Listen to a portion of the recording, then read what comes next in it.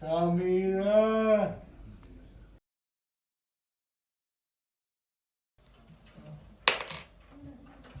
Tushir ozgina.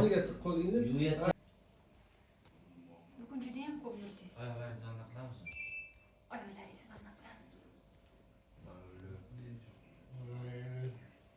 Shu yerda o'tirib turing, xo'p? Men darrov kelaman. Qaraysan orqasidan. Xo'p, ket.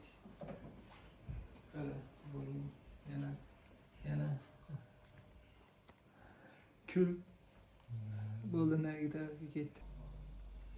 Samira. Samira.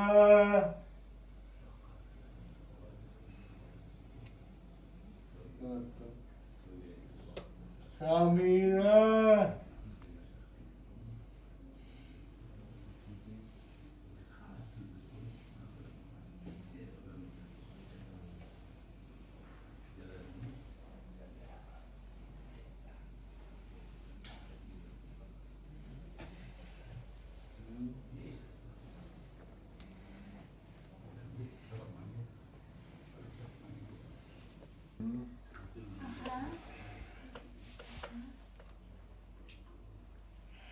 Yaxshi?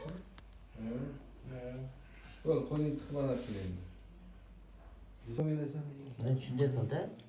Yes. 7-4 dental. Qancha? Ko'p qo'lingizni tiqib olmang. Ket.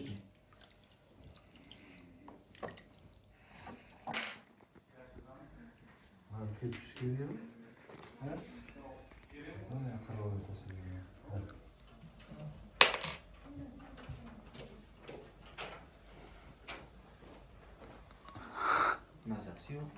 Ha, tinchmisan?